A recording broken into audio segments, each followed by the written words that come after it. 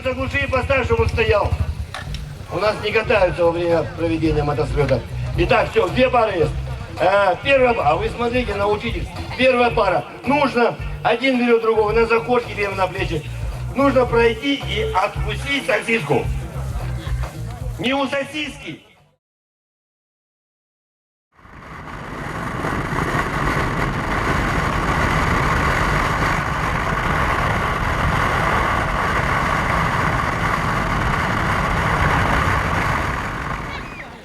There's this statue of Genghis Khan, part of the Genghis Khan statue complex. There's a 40-metre high stainless steel statue of Genghis Khan on a horseback.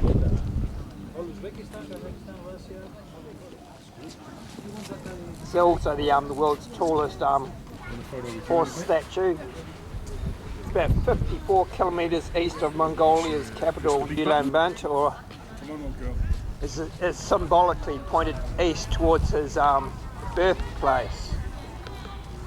World's tallest horse statue also. The museum is also located at the complex. Wow, ready? Heavy? Yeah. Weight, yeah. 30 kg? It's a big bird. Hand up. Big bird. Come on, shake. Shake it.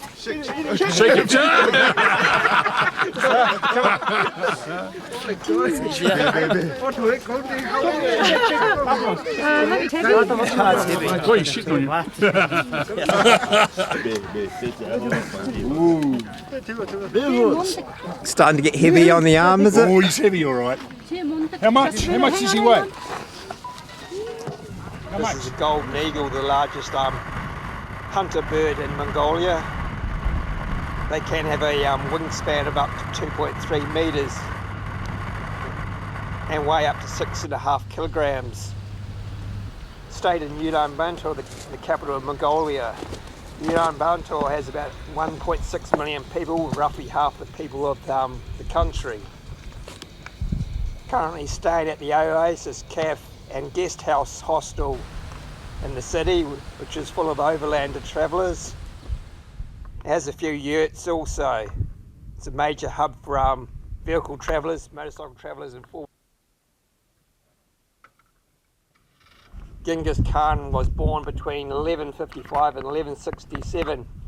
When his father died when he was around about 8 years old, the family was abandoned by its tribe and then nearly reduced to near poverty. He killed his half-brother at some stage to secure his position in the family. And then following that, he had developed a growing reputation and a following, in short, uniting all the tribes of Mongolia.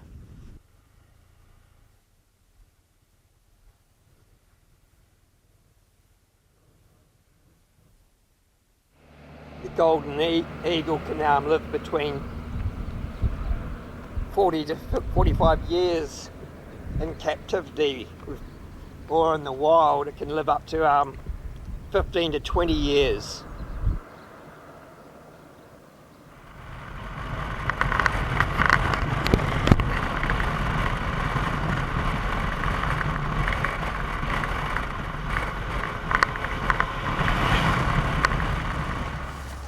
Fuel in Russia, about 1 litre is currently about 60 euro cents.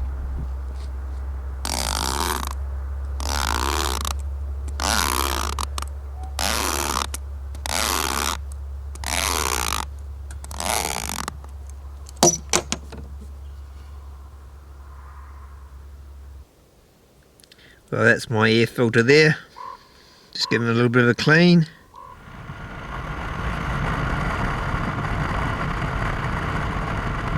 Ulaanbaatar is about 600 kilometres north of Mongolia's capital. This is Lenin's head statue built in 1970 in the Siberian city of Ulaanbaatar. The bronze head is about 7.7 metres high and weighs about 42 tonnes. Fuel in Russia is currently around 64 US cents per litre. Siberia. Its name is derived from the Tatar term for sleeping land.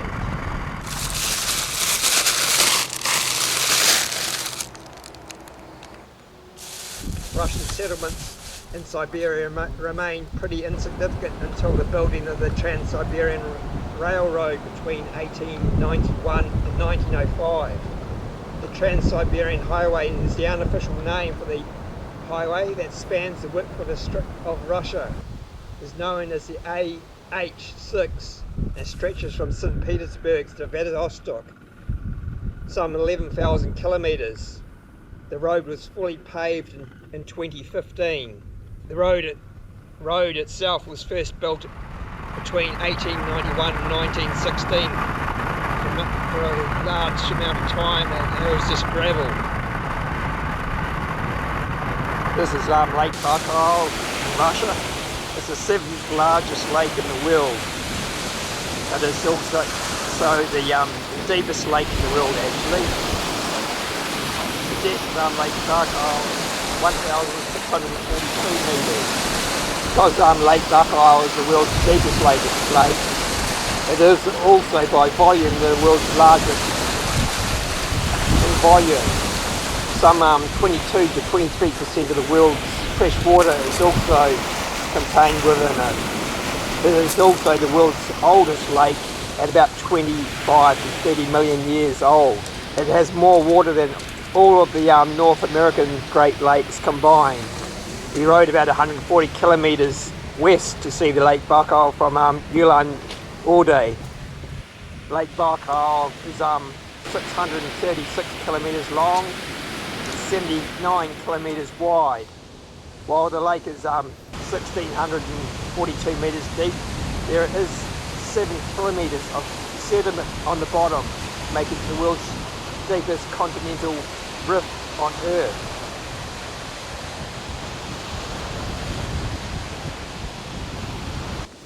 Well, it's a bit better today, warmer, less wind, and it looks like we might not get any rain at all. But yep, this is Lake Baikal. During the winter it can freeze for 4 to 5 months with an average of half a metre thick to up to 1.4 metres thick ice. During the storms on Lake Baikal, the waves can be as high as 4.5 metres. The lake is fed by some 330 rivers. The average price of a litre of vodka in Russia is about 670 rubles, or about €7 for a litre of vodka.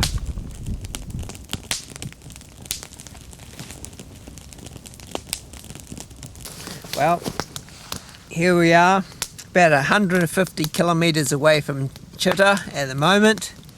We've got the fire going. We're nice and warm. We're finally not shivering again in this time of the year.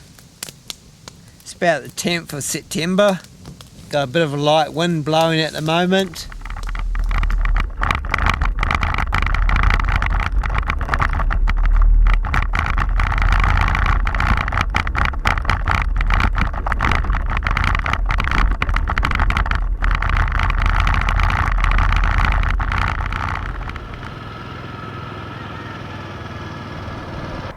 Price of Russian domestic beer for a half a litre is about 150 rubles, or about €1.50.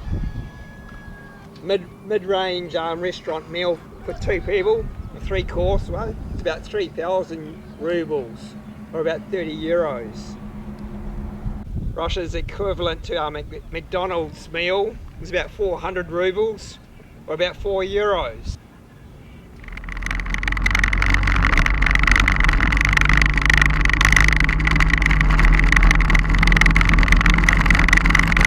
Beer made in Russia, about half a litre, costs about 150 rubles, or €1.50.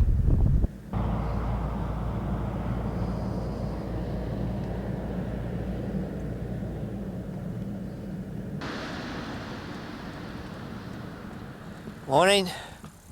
Well, we camped just over there last night. This is our scenery at the moment here in Siberia. We've got the main road just down there, can be quite busy. Right, just slowly packing up.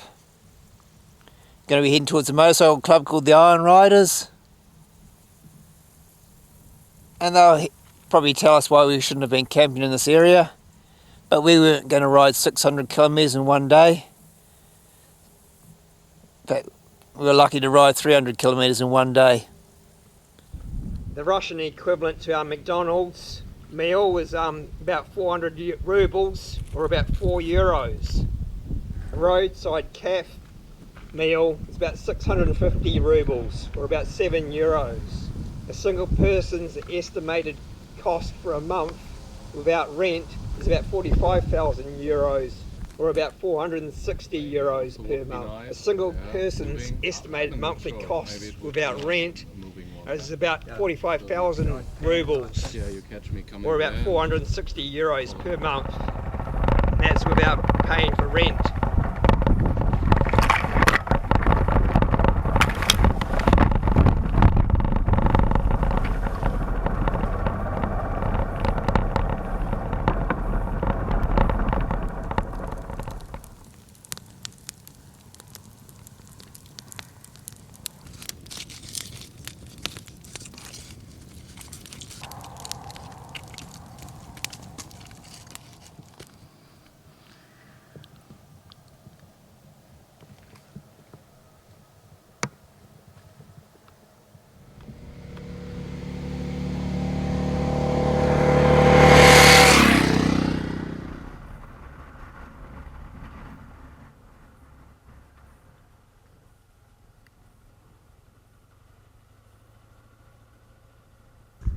We're stopped by a memorial to a motorcyclist who was murdered.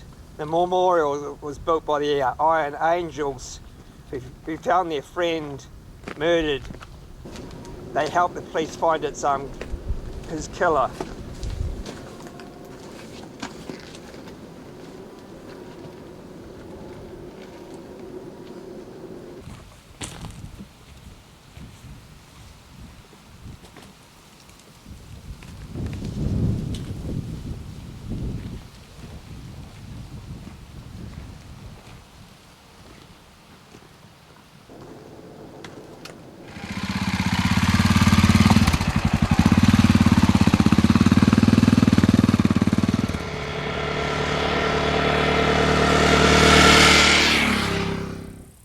A memorial to those that died during World War II, or the Great Patriotic War in the Soviet Union. Some 27 million people died from the Soviet Union during the war, or a quarter of the population was either wounded or died. And 19 million civilians died, and of the 6 million soldiers that were captured, 3 million of them died in German captivity.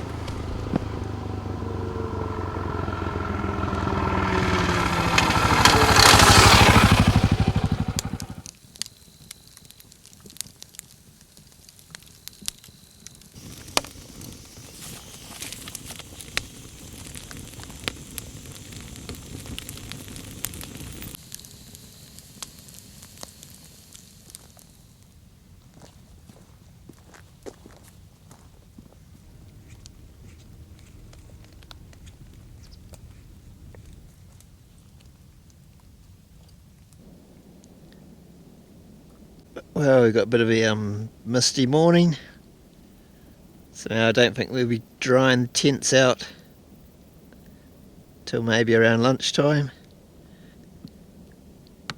It's about 8:30 in the new time zone.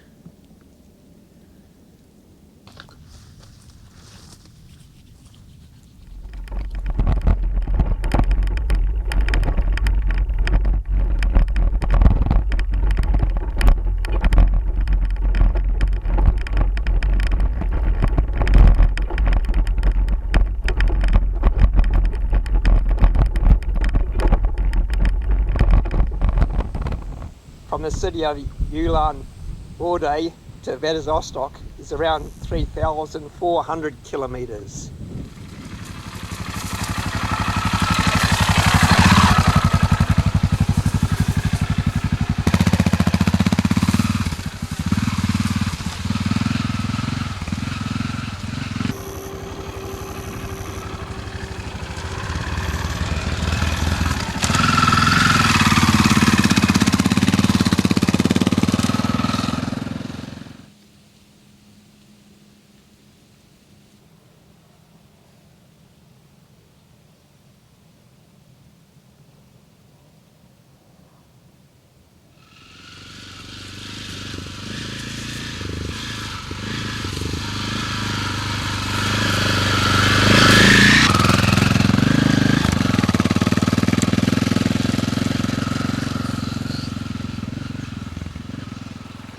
distance from Ulan to Khabarovsk is about 2,700 kilometres.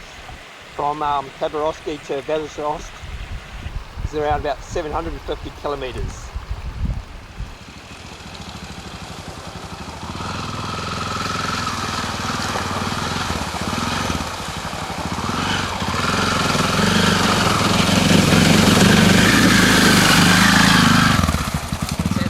Got my first puncher for the trip. We're just waiting for the dust to clear from local traffic. We're just preparing my plug over here. I'm going to give it some extra glue and stick it in, and hopefully it works. We've got other options. We've got slime, and I've got a compressor this time instead of a hand pump. Okay.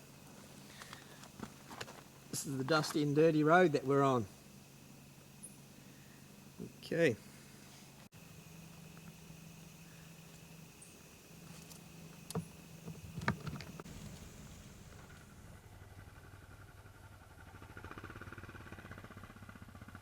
I reckon I could have stayed another few more weeks as the weather was still quite warm. Outside Khabarovsk, we happened on the Russian motorcycle rally. Okay,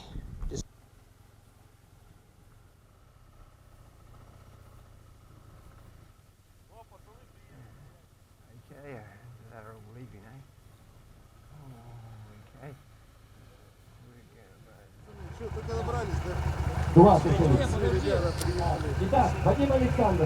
Ну и что подумал, то сказал. Вижу, будто сон не снится. Ну или просто я в больнице. Тушка, перебивай. Я таких вообще люблю.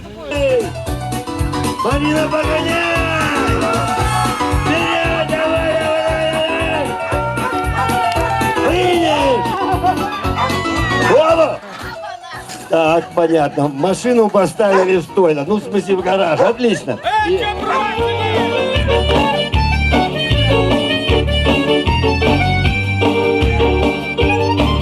А я милова, узнаю об обороне. Я рожден в Советском Союзе, сделан я в СССР. Я рожден в Советском Союзе, сделан я. Спасибо. До свидания. There is a much longer version of this motorcycle rally elsewhere on the YouTube channel. The distance from Ulan to Khabarovsk is about 2,700 kilometres.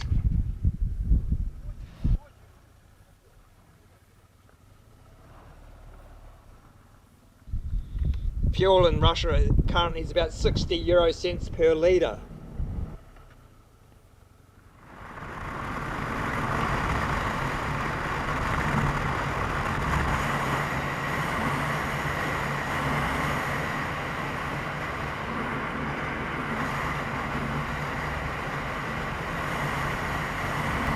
Vladivostok is the largest city in the far east of Russia. It only has about a population of about 600,000 people. The city was founded as a military outpost in 1860. It remains Russia's largest port on the Pacific Ocean. In October 1922, the Red Army, or the Soviets, pushed the White Army, or anti-Bolsheviks, out of Vladivostok. During this period, Japan had sent nearly as many as 70,000 troops. America had sent 15,000 troops. The French had sent about 500 troops, and the British had sent 1,800 troops into Vladivostok. Canada had sent 4,000 troops.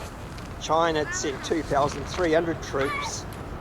Italy had sent 2,500 troops as part of the Allied intervention this side of the White Russians. Small detachments of Poles, Serbs and Romanians were also sent to Vladivostok. Due to the constant threat of attack from the British Royal Navy, defences had to be built. That's what we are around at the moment. the Czechoslovak Legion was 50,000 troops that were volunteers from the Czech and the Slovak countries. They fought on the side of the White Russians, and at one stage they controlled the entire Trans-Siberian Railway and several major cities in Siberia before needing the help of the Allied intervention troops to make a withdrawal. Photos of the American troops marching through Vladivostok can be found on the internet. It's called the Siberian Intervention.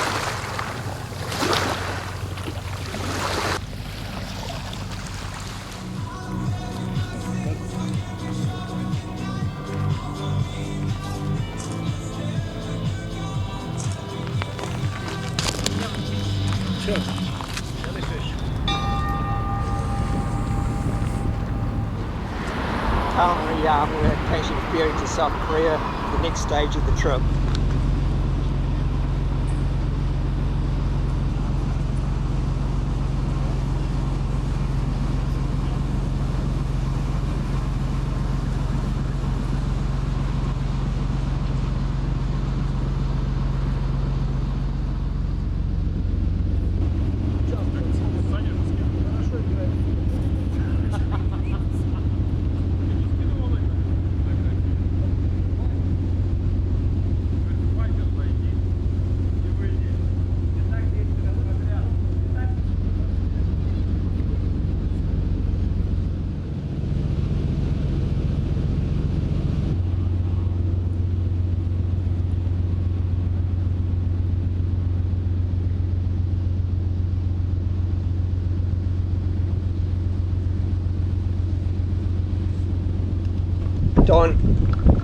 Donhae is the port city in South Korea that we're heading forward at the moment.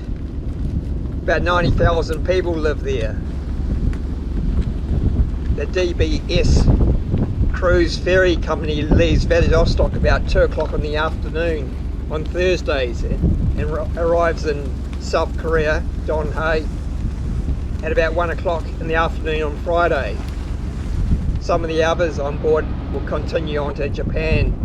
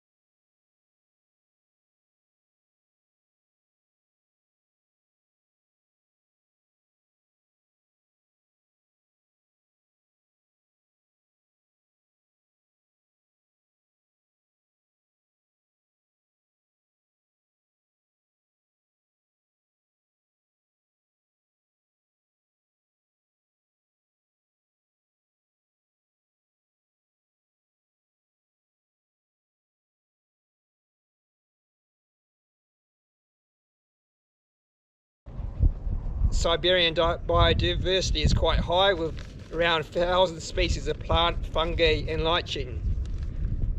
In undisturbed areas there is mixed forests of Siberian fir, Siberian spruce, Scots pine and aspen, and small-leafed lime tree.